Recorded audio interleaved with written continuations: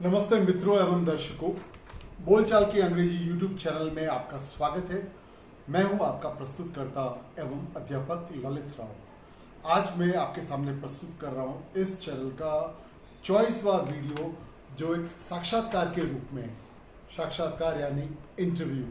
तो आज इस चैनल में मधुलिका जी, जो बोलचाल की अंग्रेजी चैनल की सब्सक्राइबर है, मेरा इंटरव्यू लेगी। यानी कि वो मुझे कुछ प्रश्न पूछेगी, 5 प्रश्न पूछेगी और मैं उन प्रश्नों का जवाब दूंगा। तो आइए देखते हैं एक साक्षात्कार जिसमें मधुलिका जी प्रश्न पूछने वाले हैं। तो मधुलिका जी, मैं आपसे निवेदन करता हूं कि आप प्रश्न पूछिए। नमस्कार, मेरा पहला प्रश्न है, आपने बोलचाल की अंग्रेजी यूट्यूब चैनल कैसे बनाया? तो मधुलिका जी, इसके बारे में मैं आपको कहना चाहूँगा कि बोलचाल की अंग्रेजी चैनल का जन्म 2 साल पहले सन 2020 में हुआ था, कोरोना काल में। उस समय मेरे मामा जी के पुत्र, जो मेरे एक अच्छे मित्र भी है, तो उन्होंने मुझे कहा कि भैया मुझे विदेश में नौकरी करनी है, क्योंकि मैं विदेश में नौकरी कर चुका हूँ। 15 महीने के लिए मैं कतर में एक फ्रांसीसी अध्यापक के तौर पे काम किया था, एक सीबीएसई स्कूल में। तो मेरे भाई ने मुझे बोला कि भैया मुझे भी विदेश में नौकरी करनी है। तो मैंने उनको बोला कि आप ज़रूर कर सकते हैं, इसके लिए आपको पासपोर्ट बनाना होगा। और उन्होंने पासपोर्ट के लिए आवेदन कर दिया। और दूसरी बात जो मैंने उनको कही वो ये थी कि आपको अंग्रेज़ी बोलनी पड़ेगी और आपको अंग्रेज़ी सीखनी पड़ेगी, क्योंकि विदेश में आप बिना अंग्रेज़ी कोई भी काम नहीं कर सकते। वहाँ पे सिर्फ हिंदी से काम नहीं चलेगा। तो मैंने उनको बोला, तो उन्होंने कहा हाँ मैं ज़रूर सीखूंगा, और ऐसा करके हमारी बातचीत हुई। लेकिन जब बाद में वो अपने गांव गए तो मैंने उनसे संपर्क किया और पता किया कि सच्ची में वो सीख रहे कि नहीं सीख रहे हैं। तो मैंने पाया कि वो नहीं सीख रहे थे और सीखने का प्रयास भी नहीं करते, क्योंकि उनको नौकरी के सिलसिले में काफ़ी बाहर जाना पड़ता है। वो एक पेशे से ट्रक ड्राइवर है, ट्रक चालक है, और यातायात संबंधी कार्य भी करते हैं, ट्रांसपोर्ट रिलेटेड वर्क। तो फिर मैंने सोचा कि ऐसे तो वो कभी सीख नहीं पाएंगे, तो मुझे ही कुछ उपाय सोचना पड़ेगा। तो इस दौरान मुझे ख्याल आया कि क्यों ना मैं एक यूट्यूब चैनल खोलूं, जिसमें मैं बोलचाल की अंग्रेजी, जो मेरे भाई है और उनकी तरह जो अलग लोग हैं, जो अपने काम में व्यस्त रहते हैं और उनको समय नहीं मिलता है कि वो किसी प्रकार का अध्ययन कर सके या कोई किसी प्रकार की विद्यालय में जा सके। तो ये ध्यान में रखकर मैंने इस चैनल का निर्माण किया। और काफ़ी जटिल रहा ये मेरे लिए, क्योंकि पहले तो एक विचार लाना कि किस प्रकार के वीडियो होंगे, उसके बारे में उनके वीडियोस के लेख लिखना काफ़ी कठिन काम है। लेकिन मैंने हार नहीं मानी, और आप अचरज कर सकते हैं कि 2 साल का समय लग गया मुझे। तो इस बारे में मैं ये कहना चाहूँगा कि 2 साल का समय इसलिए लगा क्योंकि मैं अलग कार्य भी करता हूँ। मैं एक फिल्म समीक्षक हूँ, मैं फ्रांसीसी भाषा पढ़ाता हूँ, और मैं इन्वेस्टमेंट एडवाइज़र भी हूँ। लोगों को किस में निवेश करना है उसके बारे में भी राय देता हूँ। तो ये 3 अलग काम करता हूँ। तो इस कारण से मैं अलग कार्यों में व्यस्त हो गया और मेरा ध्यान इस चैनल की तरफ से थोड़ा हट गया। तो सारे काम को निपटाने के बाद में मैंने सोचा कि नहीं, इस पे काम किया जाना चाहिए।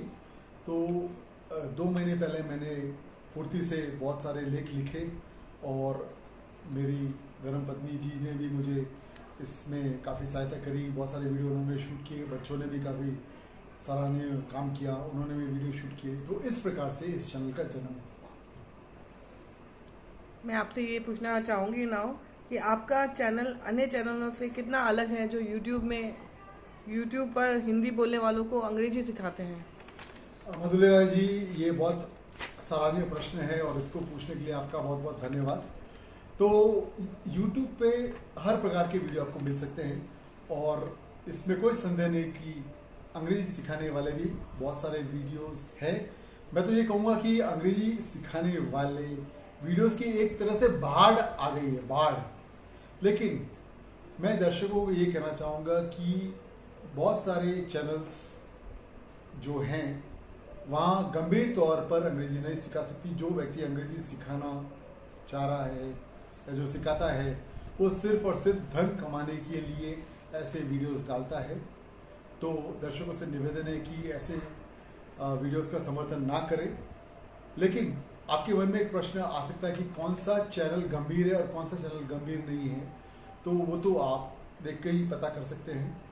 और एक बात और है, अंग्रेजी चूंकि एक विदेशी भाषा है, तो मैं आपसे निवेदन करता हूं दर्शकों एवं मित्रों कि आप बहुत सारे जो चैनल्स विदेशी लोग संचालित कर रहे हैं उनको भी देखें, ताकि आपको उन व्यक्तियों द्वारा बोली गई अंग्रेजी के तरीके के बारे में पता चलेगा। तो ये मेरा सुझाव है। और जहाँ तक मेरे चैनल का अलग चैनल से अलग होने का संबंध है, वहाँ मैं ये कहना चाहूँगा कि मेरे चैनल में मेरे जीवन में जिस प्रकार की घटनाएं हुई अंग्रेजी सीखने के बारे में, तो उन अनुभवों को मैं आप लोगों के साथ साझा कर रहा हूँ और उन अनुभवों से प्रेरित होकर मैंने वीडियो बनाए हैं।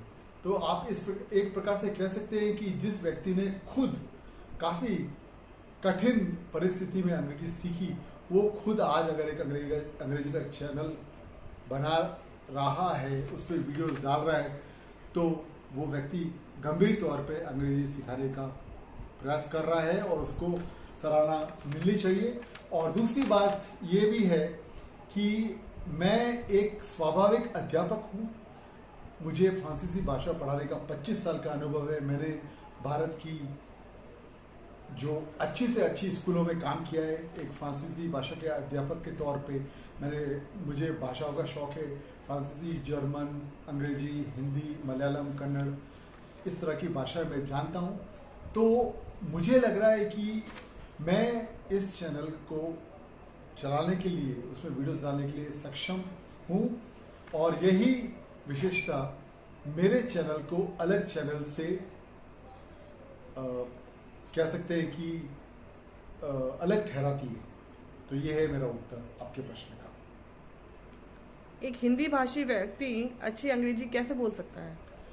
ये भी अच्छा प्रश्न है। एक हिंदी भाषी व्यक्ति अंग्रेजी कैसे बोल सकता है? तो सबसे पहले उस व्यक्ति को आत्मविश्वास होना बहुत जरूरी है। बहुत सारे लोग अंग्रेजी बोलना इसलिए छोड़ देते हैं या फिर इसमें हिचकिचाहट महसूस करते हैं क्योंकि उनमें आत्मसम्मान नहीं होता, आत्मविश्वास नहीं होता।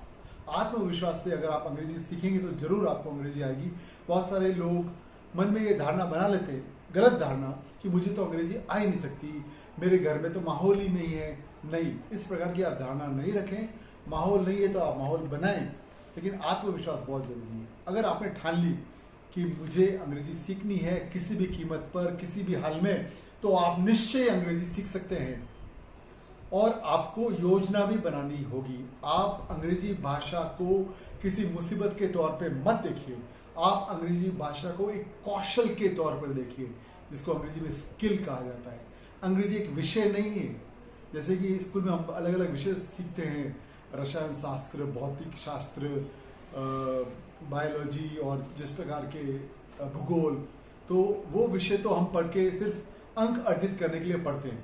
लेकिन अंग्रेजी एक विषय नहीं है। ये मत सोचिए कि आपने अंग्रेजी में थोड़ी मेहनत कर ली और कुछ वाक्य रट लिए। अधिकतर चैनल में क्या सिखाते हैं, उनके शीर्षक भी ऐसे ही होते हैं, ये 500 वाक्य रट लो तुमको अंग्रेजी आ जाएगी। नहीं, रटने से आपको अंग्रेजी नहीं आएगी। आपको अंग्रेजी भाषा का अध्ययन करने से, निरंतर अभ्यास करने से ही अंग्रेजी आएगी। तो आत्मसम्मान होना बहुत जरूरी है, आत्मविश्वास बहुत जरूरी है, और उसके बाद एक योजना बनानी होगी, आपको मेहनत करनी होगी, अभ्यास करने होंगे, और इस प्रकार से आप अंग्रेजी सीख सकते हैं। आपने ये चैनल किस तरह के दर्शकों के लिए बनाया है? तो जैसे कि मैंने प्रश्न 1 में कहा था कि ये चैनल मैंने मेरे मामा जी के सुपुत्र जो एक ट्रक ड्राइवर है उनको ध्यान में रखकर बनाया। लेकिन अब मैं सोच रहा हूँ कि और कौन सी लोग हैं जो इससे लाभान्वित हो सकते हैं। तो मैं ये कहना चाहूँगा कि जैसे गृहिणियाँ हैं जो घर में रहती हैं, उनके पास समय है, मतलब एक छोटे तौर पे आप कह सकते हैं कि जिस व्यक्ति के पास इंटरनेट की सुविधा मोबाइल फ़ोन में, स्मार्टफोन में उपलब्ध है, और जो व्यक्ति गंभीर तौर से अंग्रेजी सीखना चाहता है, वो मेरा चैनल का दर्शक है और उन्हीं लोगों को ध्यान में रखकर मैंने ये चैनल बनाया है।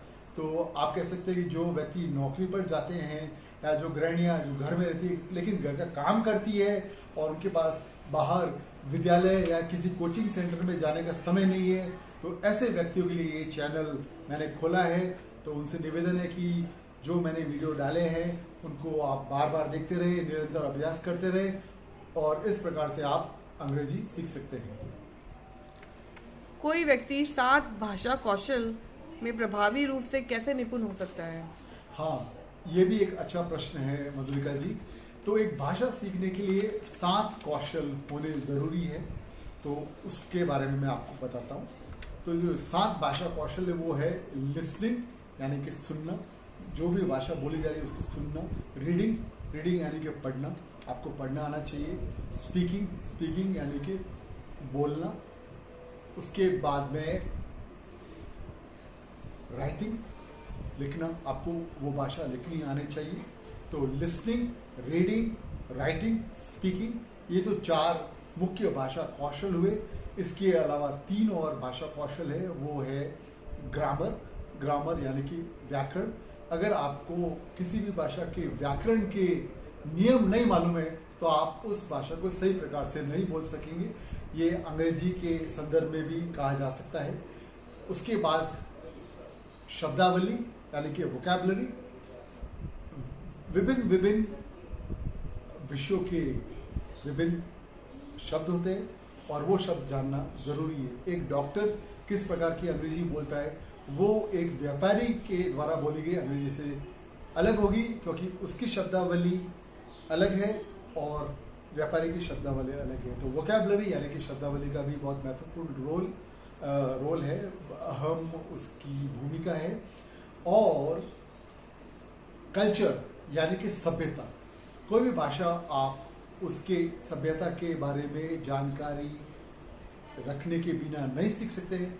अगर आप हिंदी सीख रहे हैं तो आपको मालूम होना चाहिए कि किसी के भी घर जाने के पहले हम दरवाजे पर चप्पल खोलते हैं। उसी प्रकार से अंग्रेजी सीखने के संदर्भ में मैं ये कहना चाहूँगी कि हमें अंग्रेजी सभ्यता के बारे में भी मालूम होना चाहिए कि अंग्रेजी बोले जाने वाले जो लोग हैं जो अंग्रेजी बोलते हैं वो किस प्रकार के नियमों का पालन करते हैं। तो ये सब आप सभ्यता यानी कि कल्चर का अध्ययन करके कर सकते हैं। तो अंत में मैं एक बार वापस दोहराता हूँ, जो 7 भाषा कौशल वो है listening, speaking, reading, writing, grammar, vocabulary and culture. तो ये था अंतिम प्रश्न मधुलिका जी द्वारा पूछा गया। तो मित्रों, ये साक्षात्कार आपको बोलचाल की अंग्रेजी चैनल की गंभीरता के बारे में बहुत कुछ बताएगा। आशा करता हूँ कि ये वीडियो आपको पसंद आया और हमेशा की तरह मैं निवेदन करता हूँ कि अगर ये वीडियो आपको पसंद आया तो बोलचाल की अंग्रेजी चैनल को सब्सक्राइब कीजिए। इस चैनल को आपके समर्थन एवं प्यार की आवश्यकता है और अपने मित्रों, पड़ोसियों एवं रिश्तेदारों को भी बोलचाल की अंग्रेजी चैनल को सब्सक्राइब करने के लिए बोलिए। इस वीडियो को देखने के लिए आपका बहुत बहुत धन्यवाद।